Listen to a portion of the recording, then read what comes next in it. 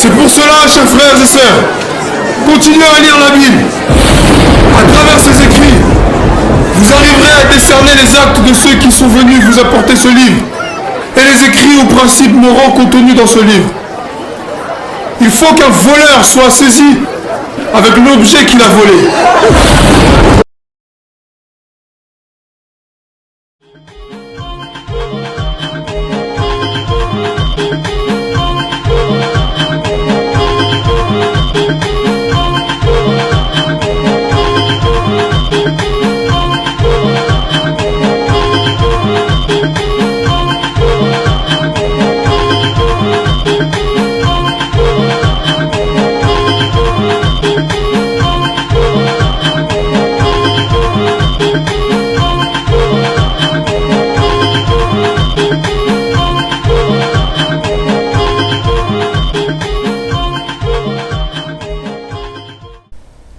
Louange au Créateur de l'univers, salutations de paix, de vie, de force et de santé à tous. Cette vidéo-ci devait normalement être publiée en tant que complément d'une série de 8 vidéos que nous avons déjà enregistrées et que nous allons publier très prochainement sur notre chaîne YouTube, si Dieu le veut. Cette série de vidéos sera consacrée à Amon-Ra, la divinité suprême de l'Égypte pharaonique. Et donc cette vidéo-ci devait à l'origine normalement être publiée après cette série. Car dans cette série de vidéos, j'affirme que je compte faire une vidéo complémentaire pour expliquer la signification et le sens du déterminatif de la divinité dans les hiéroglyphes égyptiens. Car c'est une série où on a pas mal de fois recours aux hiéroglyphes et à la tradition du peuple originel, et ce déterminatif revient à plusieurs reprises sans pour autant qu'on ait l'occasion d'expliquer sa signification. Du coup, j'ai pensé que il serait plus avantageux de faire cette vidéo avant de publier la série plutôt que après. Mais néanmoins, sachez qu'on ne va pas trop rentrer dans les détails, dans le développement de certains arguments, dans la mesure où d'une part, vous allez les retrouver plus en détail dans la série sur Amon-Ra, et d'une autre part, d'autres vidéos seront publiées si le Tout-Puissant le permet, pour approfondir sur d'autres éléments. Mais ici, l'objectif principal est de donner le sens du déterminatif de la divinité, et tout le reste ne sera là que pour soutenir, agrémenter l'argumentation avec des éléments que vous pourriez retrouver ailleurs dans d'autres vidéos. Le déterminatif de la divinité est aussi important dans la mesure où il permet, entre autres, d'expliquer la confusion qui existe aujourd'hui, notamment en Afrique noire, lorsqu'on parle du culte des ancêtres. Car, en entendant ce terme-là, on a l'impression que les Africains rendent un culte ou ont toujours rendu un culte à leurs grands-parents, arrière-grands-parents, arrière-grands-parents, arrière-arrière-grands-parents, etc. Donc, en bref, à tous ceux qui les ont précédés sur cette terre. Et forcément, avec l'arrivée notamment du christianisme colonial, le terme Bonkoko, qui désigne la tradition ancestrale, désormais fait très peur, parce que maintenant, il fait office de sorcellerie. Et ce n'est pas toujours faux, malheureusement, et loin de là, car la majorité du peuple originel a perdu le sens originel de ce mot-là, Bonkoko. Or, le sens du mot Bonkoko est étroitement lié avec le déterminatif de la divinité dans l'Égypte antique. Avec cette vidéo et avec l'annonce de la série sur Amon-Ra, je suis certain que beaucoup vont encore plus se poser des questions sur mes croyances et ma spiritualité. Bien que, depuis les premières vidéos, j'ai clairement affirmé que ce que l'on appelle aujourd'hui le christianisme, ainsi que l'islam et le judaïsme, ne sont que des religions ou des croyances d'une seule et même parenté. C'est pourquoi le entre guillemets Nouveau Testament confirme l'Ancien Testament et que le Coran confirme les deux qui le précèdent. Donc, il n'y a pas de contradiction à croire à ces trois révélations. Mais aussi, au travers d'autres vidéos, on a voulu rappeler que le Bonkoko ou le Kwankulu des pharaons fait partie de cette même famille. Et il vient avant. Mais simplement, il ne faut pas tomber dans l'aveuglement religieux, mais au contraire examiner toute chose et retenir ce qui est bon. Donc les textes sacrés et la tradition sont comme un champ que l'on a cultivé avec du bon grain, mais un ennemi est venu semer de l'ivraie par la suite. Donc au jour de la moisson, il faudra arracher et séparer la mauvaise herbe avec le blé. Prendre la mauvaise herbe, la jeter au feu et mettre le blé dans le grenier. Et on a déjà vu dans la Torah du Coran qu'il est dit qu'il y existe des divergences entre les religions du livre. Mais Dieu va vous informer lorsque vous allez retourner à lui ce sur quoi vous étiez en train de vous disputer. Mais c'est un autre sujet, on en reparlera peut-être si Dieu veut. Cette vidéo est dédicacée au frère Fabrice, que la paix soit sur lui et sur sa famille. Et sans plus tarder, on va rentrer dans le vif du sujet. Dans l'Égypte antique, le déterminatif de la divinité est représenté par un vieillard assis. Mais il est aussi représenté par un faucon perché, donc en hauteur. Mais on va plutôt s'occuper du vieillard, même si on va revenir sur le faucon vers la fin. Donc par rapport au vieillard, cela veut dire que dans les hiéroglyphes, lorsqu'on mentionne une divinité, on ajoute ce dessin de vieillard pour préciser que l'on parle bien de la divinité ou d'une divinité, de sorte à ne pas le confondre avec quelque chose d'autre. Et voici quelques exemples. Ces signes que vous voyez à l'écran représentent le nom de Osiris ou la personne de Osiris. Ceci représente le nom de Atum, le créateur, qui est en réalité une autre forme de Amon-Ra. Ici, vous avez le nom de Thoth, que d'autres appellent Djéouti. Et enfin, ici, on vous met le nom de Amon, donc la divinité suprême lui-même. Ainsi, vous avez donc remarqué que le déterminatif du vieillard assis est toujours présent. La question qu'on peut se poser, c'est pourquoi ce vieillard assis représente-t-il la divinité? La réponse est tout simplement parce que nos ancêtres croyaient en la vie après la mort, comme c'est le cas d'ailleurs dans les religions révélées ou dites abrahamiques. Et que après la mort, l'homme trouvé juste devient un dieu avec un petit d, c'est-à-dire un immortel, ce qui veut dire quelqu'un dont les jours sont nombreux et ne se terminent jamais. On répète, quelqu'un dont les jours sont nombreux et ne se terminent jamais. Retenez bien le terme jour, car c'est ce mot qui détermine le principe du terme Dieu sous ses différentes analogies. Et ici-bas sur la terre, nous savons que les hommes dont le nombre des jours sont grands, ce sont bien entendu les vieillards. Donc voilà pourquoi par analogie, cette image est appelée le vieillard.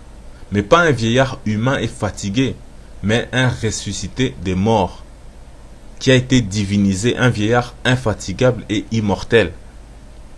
Mais cette appellation est suffisante pour que dans la tradition, chez nous, on révère grandement les anciens ou les vieillards. C'est ce qu'on appelle le respect du nombre des jours, donc le respect des aînés ou encore des patriarches. En arabe, la marque de révérence est Ya. C'est l'équivalent du O en français. Exemple en arabe, on va dire Ya Muhammad ou Ya Allah, ce qui veut dire O Muhammad. Comme par exemple, un élève qui révère son grand maître va dire ô grand maître. Ce terme existe aussi en lingala et on l'appelle yaya. On l'utilise pour désigner son aîné au sein d'une même famille ou bien des personnes qui sont proches ou liées les unes aux autres par différents types de liens. C'est une marque de respect qui est incontournable et incontestable dans les familles qui conservent cette tradition ou dans les endroits qui conservent ces traditions et qui sont d'ailleurs fort nombreux les personnes qui la conservent, même dans la diaspora congolaise, et ce malgré que beaucoup vivent dans les pays occidentaux. Par exemple, pour appeler son grand frère qui s'appelle Jean ou sa grande sœur Yvette, on va dire ya Jean ou ya Yvette. Ne pas prononcer ce préfixe est considéré comme une insulte grave. Donc même si on le fait devant des inconnus, c'est inacceptable, ça ne passe pas.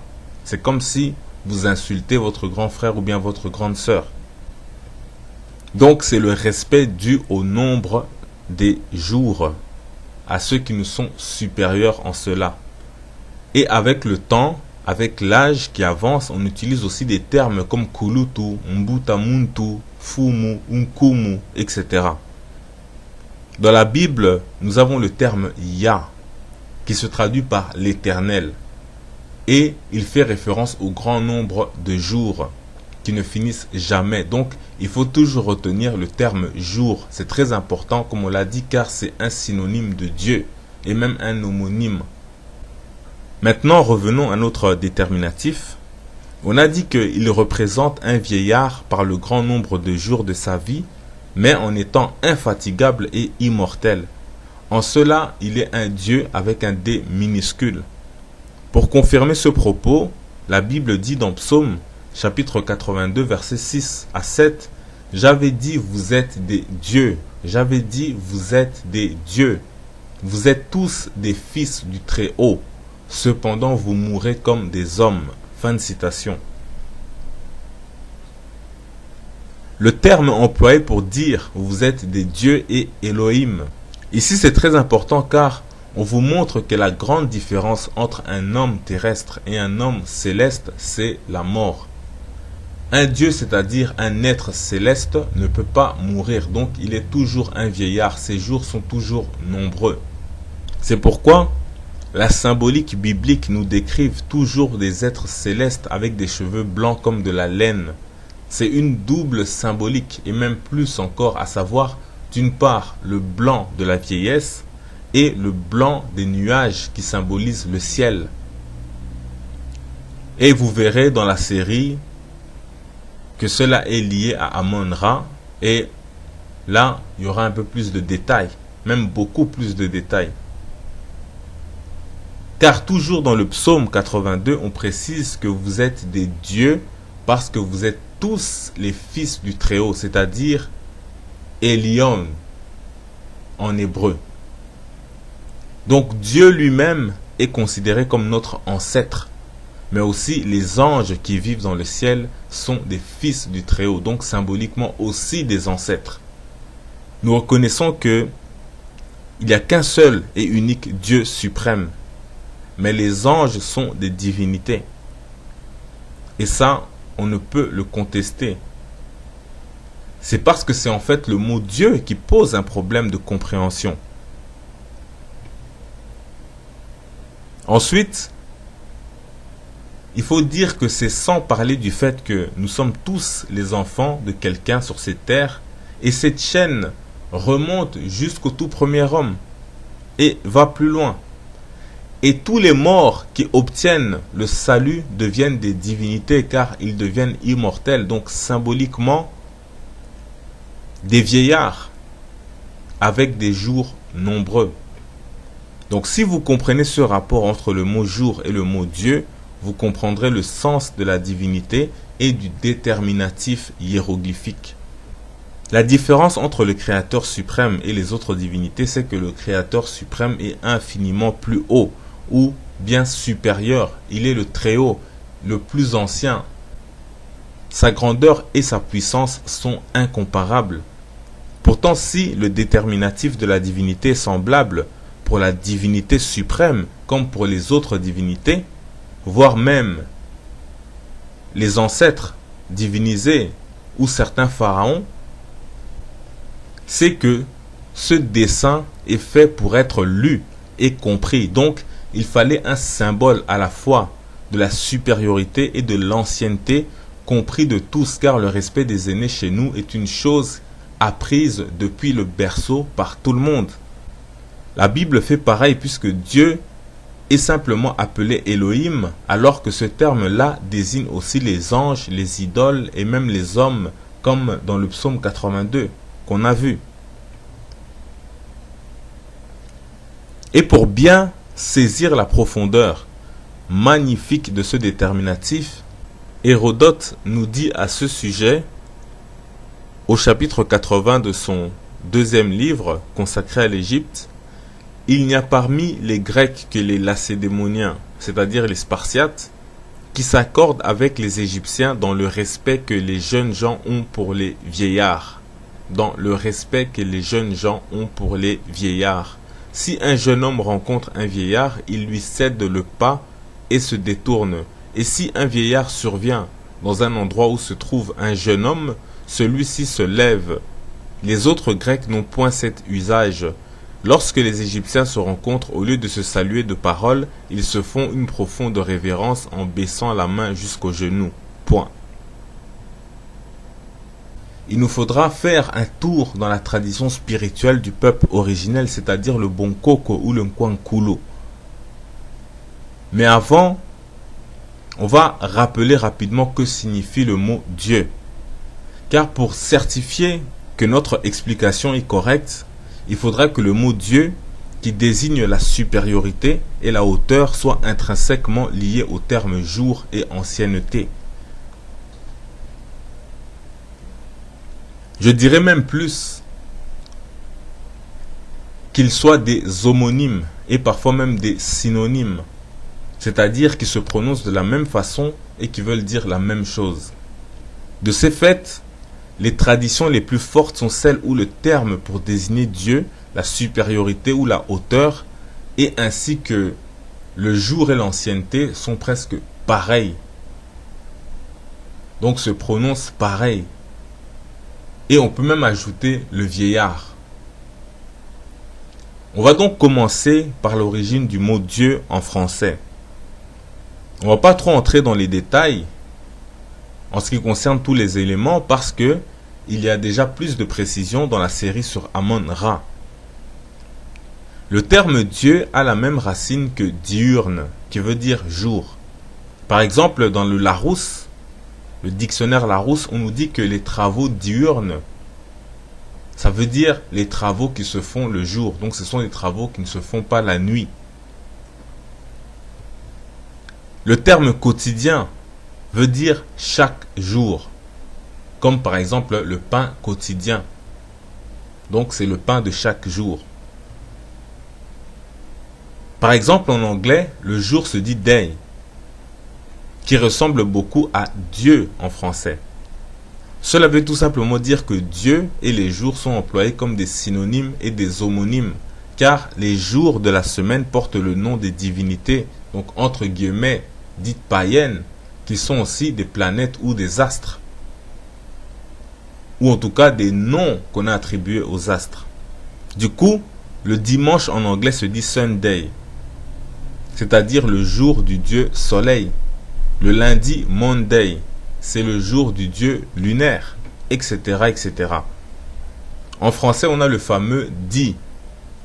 En fait, ce sont les deux premières lettres du nom de Dieu. Du coup, mardi, c'est le dieu Mars et lundi, c'est le dieu Lune, comme Monday en anglais. Il ne faut pas cependant confondre avec le terme God, qui désigne Dieu en anglais, mais qui est en fait originaire de la culture germanique. Tandis que Day est plutôt dérivé de la culture gréco-romaine, gréco-latine, voire indo-européenne. La lettre D ou le Z peut dériver aussi en J, d'où Jésus-Christ par exemple. C'est pourquoi en français on a le terme jour au lieu de dire diurne par exemple. Le jeudi, c'est le jour de Jupiter, qui vient de Deus Pater, donc Dieu le Père. Wikipédia nous dit, le mot Dieu vient du latin Deus, lui-même issu de la racine indo-européenne Dei, briller. Et plus on dit, il sert à désigner le ciel lumineux, donc entre parenthèses le jour, en tant que divinité, donc le jour en tant que divinité, ainsi que les êtres célestes par opposition aux êtres terrestres, les hommes. Donc fin de citation. On insiste bien que cela sert à désigner les êtres célestes, Cela est très important par rapport à tout ce que nous avons déjà dit auparavant sur le principe de la divinité en tant qu'être céleste et immortel au grand nombre de jours. Et on nous parle de ciel lumineux. Donc, on retrouve la hauteur, la supériorité et la lumière du jour. Et Wikipédia ajoute encore, étroitement lié à cette notion de lumière, c'est la plus ancienne dénomination indo-européenne de la divinité qui se retrouve dans le nom du dieu grec Zeus, dont le génitif est Dios. De la même racine est issue la désignation de la lumière du jour diurne et du jour lui-même Deis en latin, ou Dei. Donc en clair, le terme Dieu du latin Dios, c'est à la fois un homonyme et un synonyme de Deis, qui veut dire le jour. Mais cela aussi est lié à la notion du ciel et de l'être céleste, c'est-à-dire la divinité. Et dans le chapitre 82 de son livre 2, Hérodote, le premier historien grec, donc occidental, affirme que les Égyptiens sont les premiers à avoir consacré les jours à telle ou à telle divinité. Donc, en tenant compte de cette affirmation, chez les Égyptiens, le terme jour doit donc correspondre au terme le plus commun qui désigne Dieu. Et pour confirmer cela, il suffit d'aller dans les hiéroglyphes où on remarque clairement que l'idéogramme ou bien le signe du disque solaire est employé pour désigner le jour et aussi utilisé pour désigner le nom qui se rapporte à Dieu, c'est-à-dire Ra. On ne va pas trop entrer ou s'attarder là-dessus, mais il faut rappeler que les égyptologues n'ont que très peu de connaissances de la façon dont parlaient réellement les anciens Égyptiens. Donc ils ont été obligés d'attribuer des termes à nos ancêtres par convention pour pouvoir avancer dans leur travail. C'est pourquoi les égyptologues disent Ra. Mais ce mot n'a pas grand-chose à voir avec la langue de nos ancêtres de l'Égypte antique. Mais peu importe, puisque les mêmes signes que les égyptologues appellent Ra, c'est-à-dire le disque solaire, et ses compléments dits phonétiques, par convention pour les égyptologues, désignent à la fois le jour et la divinité, comme vous pouvez le voir à l'image.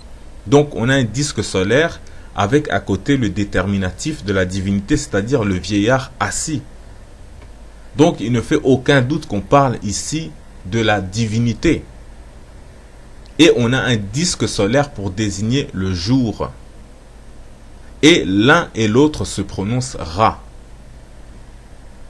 C'est comme on a vu pour Dieu et pour le jour, avec le latin, le grec, l'indo-européen, etc. Sans compter que Ra, le disque solaire, est à mettre en lien avec la hauteur et le ciel, déjà que le soleil se trouve en haut, donc en position supérieure et ainsi de suite. Pour le reste des détails complémentaires sur cela, ce sera en fait dans la série des 8 vidéos. Donc là, j'en ai déjà parlé. Mais ce qui est incroyable avec le disque solaire en tant que déterminatif du jour, c'est qu'il peut être remplacé par un faucon perché. Or, il se trouve que le faucon perché remplace aussi le déterminatif du vieillard assis, donc de la divinité. Car être perché, c'est être en hauteur. C'est la position de supériorité. Ici, il ne s'agit pas simplement d'un faucon, mais d'un faucon en hauteur. Cela est très important pour faire le lien avec tout ce qu'on a dit sur le vieillard assis et sur le soleil. Mais pour bien approfondir tout cela, nous allons aller dans la tradition du peuple originel à travers du Lingala, une langue parlée en Afrique centrale. Et on va constater que dans cette langue, tout ce dont on a parlé sont en rapport les uns avec les autres par le fait d'être des synonymes et des homonymes. Tout d'abord, en Lingala, pour dire en haut ou en hauteur, on va dire likolo. La racine de ce mot est kolo, car le li, c'est un préfixe qui peut changer ou disparaître. Mais l'ikolo veut aussi dire le ciel. C'est de ce terme que vient l'une des façons les plus célèbres d'appeler Dieu en lingala, c'est-à-dire Nkolo, qui désigne Dieu en tant que le Très-Haut ou en tant que l'être suprême, c'est-à-dire celui qui est supérieur à tous les autres êtres, donc au-dessus de tous les êtres. Si vous allez sur le site du dictionnaire français Echiluba, qui est une autre langue de l'Afrique centrale, et que vous tapez Dieu sur le moteur de recherche, parmi les 7 résultats, en deuxième position, vous allez retrouver Nkulu. Et vous allez voir que cela veut dire en haut, en l'air, etc. En fait, c'est le même terme que Nkolo en lingala. Et Nkulu aussi, on le dit en lingala. Mais aussi, en 5e position des résultats, vous retrouverez le terme Vidi Mukulu, qui veut dire l'esprit suprême, donc l'esprit supérieur, plus haut et au-dessus de tout. Suprême, c'est Mukulu. Et le mou est un préfixe. La racine est Nkulu, kolo. C'est exactement le même terme qu'en lingala et le même sens. Donc Nkolo veut clairement dire Dieu. D'ailleurs, si vous commencez juste à taper Nkolo sur YouTube, sans même appuyer sur Enter ou Entrer, vous aurez que des suggestions de chansons chrétiennes en lingala. Et bien évidemment, comme la plupart des Congolais sont chrétiens, il y a une confusion entre le Christ et Dieu dans ces différentes chansons. C'est pourquoi, si vous entrez dans les résultats, vous allez trouver des titres comme Kolo Yesu, qui se traduit par Seigneur Jésus. Mais aussi des titres comme Kolo Obenga Kingai, qui veut dire Nkolo tu m'as appelé, Dieu tu m'as appelé. Tosaka Nkolo, qui veut dire obéis à Dieu. Nkolo Oyebi Motema, qui veut dire Dieu tu connais les cœurs. Ou encore Nabelelio Nkolo, c'est-à-dire je crie vers toi, ô Dieu, etc. Et vous pouvez comme ça parcourir des pages et des pages de chansons religieuses en lingala, rien qu'avec le titre Nkolo tapé sur YouTube.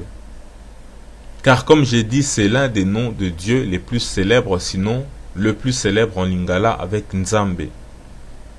Donc on répète, nous avons vu que l'ikolo veut dire en hauteur. Et Nkolo veut dire Dieu en lingala dans le sens de très haut. Donc on doit pouvoir retrouver le lien avec le signe hiéroglyphique du disque solaire appelé Ra et le même signe pour désigner le jour Ra. Tout comme le terme Dieu désigne le jour en français et comme on a vu dans les langues gréco-latines, etc. Mais comme on sait que ce sont les Égyptiens et les Éthiopiens qui, selon les anciens Grecs et selon les Égyptiens eux-mêmes, sont les premiers à avoir enseigné le culte de la divinité aux autres peuples, donc il n'est pas étonnant de voir que Dieu et le jour, comme dans les langues gréco-romaines et indo-européennes, se retrouvent apparentés. Donc le lingala étant une des langues du peuple originel d'où sont issus les pharaons de par la couleur, la langue et la culture, il ne doit pas être surprenant que le terme Dieu et le terme jour soient aussi des homonymes en lingala. Et il se trouve que pour dire un jour en lingala, on dit mukolo. Le mou étant un préfixe, la racine est kolo. Car pour dire les jours au pluriel, on va dire mikolo. Donc la racine est kolo. Le mou a changé pour devenir mi du pluriel. Et la racine est nkolo pour dire le jour, et nkolo pour dire Dieu. Mais ce n'est pas tout puisque le déterminatif de la divinité représente un vieillard dans l'Égypte antique. Eh bien en lingala, cela s'applique tout d'abord par le fait que pour dire d'une personne qu'elle est l'aîné, le grand frère ou la grande sœur ou encore plus ancien qu'une autre personne, on va dire mukolo. Par exemple, pour dire laisse faire car il est ton aîné, on va dire tika azali mukolo nayo. Donc, il y a non seulement une notion de respect, mais aussi de supériorité dans l'autorité et la responsabilité. Car la même chose exactement, la même phrase peut vouloir dire laisse car il est ton propriétaire ou ton seigneur. c'est toujours le terme mukolo, nkolo. Par contre, on peut distinguer aussi Dieu avec les ancêtres décédés, par exemple, donc potentiellement divinisés. Au lieu de dire simplement kolo, comme pour Dieu, on va dire bankulu ou bankolo. Et pour désigner un aîné, on peut aussi dire kulutu. Mais on a toujours le nkulu. Maintenant, il nous faut aller voir un autre terme qui est très important, parce que nous avons dit que le déterminatif de la divinité représente un vieillard assis. Donc il nous faut présenter le terme en lingala qui désigne simplement le vieillard. Et surtout dans sa notion d'ancêtre. Car mukolo peut très bien désigner un vieux ou un vieillard, mais il peut aussi très bien désigner un enfant de 5 ans par rapport par exemple à son petit frère qui a 3 ans. Parce que il est son mukolo. Et donc il y a un terme qui ne laisse aucun doute qu'il s'agit d'un vieillard ou d'un ancien en termes de nombre de jours ou carrément un ancêtre proche ou lointain. En lingala, on va dire nkoko. Et vous remarquez que là-dedans, on retrouve 2 fois le nko de nkolo ou de nkulu. C'est pourquoi en lingala, pour dire la tradition, on va dire kwankulu ou bonkoko. Et donc, on a nkolo et nkoko. Et c'est par ces 2 termes qu'en lingala, on va lire ou désigner le déterminatif de la divinité en hiéroglyphe. Mais alors, pourquoi ce déterminatif est tantôt un vieillard assis et tantôt un faucon perché? Tout simplement parce que d'une part, le fait d'être perché, c'est-à-dire être en hauteur, se dit en lingala likolo, dont la racine est kolo, et que d'une autre part, pour dire le faucon en lingala, on va dire nkombe, nkombe. Et comme vous le voyez à l'écran, si on retire les 2 mbe de nkombe, kombe, il ne reste plus qu'un ko, qui veut dire le vieillard ou l'ancêtre en lingala. Et comme vous le voyez, le faucon en langue sango, qui est aussi une langue dite bantou, se dit ngo, ngo. Et si on change les G en K, on obtient koko. Or, le sango, en fait, est une langue dite bantou, où le son ngo est très présent dans les mots, tandis qu'en lingala, le son ko est presque partout. Et le dictionnaire que vous voyez à l'écran est un dictionnaire en 3 langues, français, lingala et sango. En clair, le déterminatif du faucon perché est à la fois un synonyme et un homonyme d'un koko, le vieillard ou l'ancêtre de par son nom, et de la hauteur nkolo par sa position. C'est pourquoi ces 2 déterminatifs, donc le vieillard et le faucon, peuvent parfois désigner même le roi ou bien le pharaon, car il exprime la hauteur, mais aussi il est le représentant, donc en tant que pharaon, de la divinité sur terre. Mais vous aurez plus de détails en regardant la série sur Amon-Ra. Et c'est pas pour rien que dans la Bible, dans le livre de l'Apocalypse au chapitre 4, on parle des 24 vieillards assis sur des trônes autour du trône de Dieu. Et donc pour montrer que la Bible fait partie de la tradition du peuple originel et liée à cette tradition, on va voir que dedans aussi le terme Dieu et le terme jour sont des sortes d'homonymes. Il y a 3 ou 4 termes qui sont très récurrents et qui nous intéressent particulièrement dans la Bible pour désigner Dieu. Ce sont les termes Elohim, qui vient de Eloah, et El au singulier, qui se traduit par Dieu dans le sens de l'être supérieur ou suprême, ou des êtres supérieurs. Nous avons aussi Elion, qui signifie le très haut. Ensuite, nous avons Ya, qui signifie le vivant ou celui qui est. Donc ce terme vient de Haya, qui vient de Haya, le verbe être en hébreu. Donc les mots du verbe être en hébreu. Or, nous savons que celui qui est, en restant toujours vivant, il est là aujourd'hui, il sera là demain, après-demain, après-après-demain, et ainsi de suite pour l'éternité. Et on a dit que la marque de respect aux aînés ou bien aux anciens qui ont des jours nombreux, en lingala, c'est de prononcer le préfixe ya avant son nom. Et c'est donc du mot ya que vient le terme Yahweh. C'est le fameux tétragramme imprononçable soi-disant que certains vont appeler Jéhovah, Yahweh, Yahweh, Yahweh, et donc, etc. Donc, Yahweh veut dire l'éternel.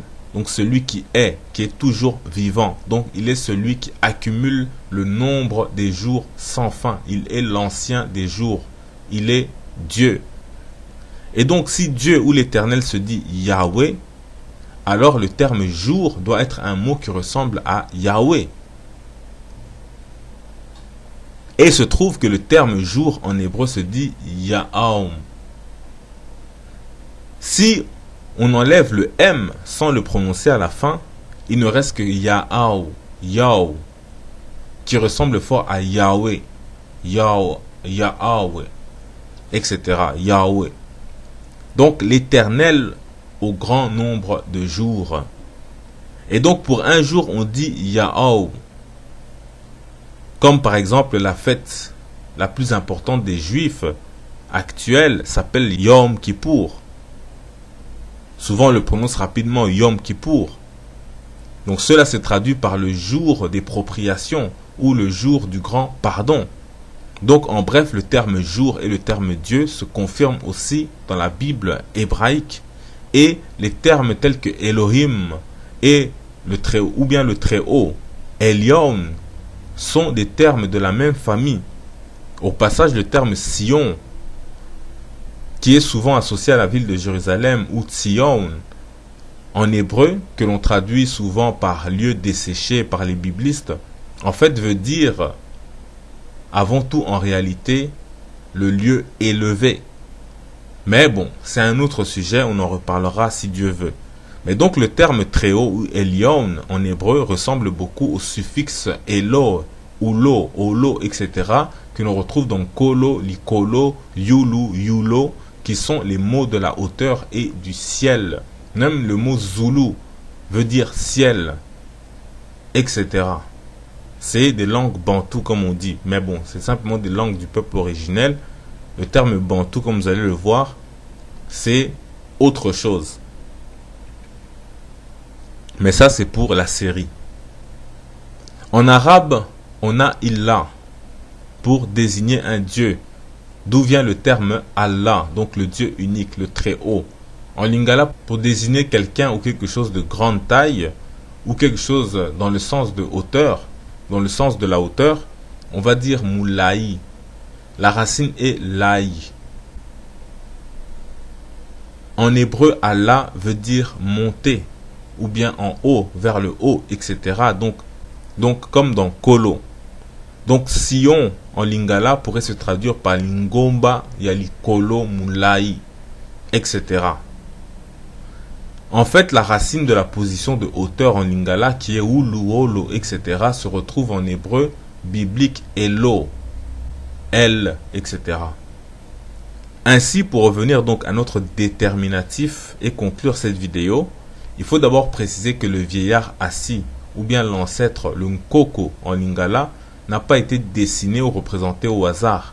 Ces caractéristiques sont uniques dans les hiéroglyphes. Ce sont des caractéristiques distinctives, donc qui le distinguent des autres images représentant des êtres humains, comme par exemple des enfants, des jeunes hommes, des artisans, des notables, et même parfois des rois ou des vieillards, mais qui sont vivants sur cette terre. En fait, si vous remarquez, ce vieillard assis porte la barbe de Osiris, que seuls les pharaons avaient le droit de porter sur terre. Mais surtout, il est représenté momifié comme Osiris, ce qui veut dire qu'il est mort avant d'être ressuscité et de devenir une divinité immortelle, ou bien tout simplement, il fait partie de l'assemblée des divinités ou des êtres célestes immortels. Si vous allez dans les surnoms, les qualificatifs ou bien les épithètes de Osiris, on retrouve beaucoup de nom est souvent ce qui concerne en fait la mort et la vie, mais surtout aussi le grand nombre des jours. Par exemple, on retrouve le titre de vivant ou maître de vie ou encore le maître des millions d'années. Donc un Muntumukulu. Mais on a aussi Osiris dans le ciel, donc Likolo ou Yulu. Et ainsi de suite. Tout simplement parce que Osiris est le symbole de l'homme ressuscité. Et donc des ancêtres ressuscités et divinisés, c'est-à-dire immortalisés. Donc au grand nombre de jours, Mikolo. On ne va pas entrer en détail, mais il faut savoir qu'il y a le principe des morts qui attendent le jour de la résurrection et les morts illustres qui retrouvent la vie et la conscience directement et sont divinisés. C'est ainsi que la Bible nous parle du sein d'Abraham ou le repos de Abraham, mais aussi que Moïse et Élie ont rencontré le Christ, même s'il y a beaucoup de choses à dire à ce sujet. C'est juste pour donner une petite idée de ce principe-là. Et donc ce sont les ancêtres illustres divinisés que, avec le temps et la colonisation, on en est venu à confondre avec tous les ancêtres d'une manière générale, dans la mesure où, dans nos langues, tous ces termes se confondent entre eux. C'est pourquoi donc il est important de se reconnecter au bon coco, notamment au travers de nos langues, de nos noms, mais aussi avec les livres sacrés de la tradition révélée. Car chez nous, la tradition bon coco ou Kwankulu remonte jusqu'aux enseignements du Créateur, en passant par les premiers hommes, ou le premier homme, le Muntu, et aux anges qui sont ses messagers au Créateur.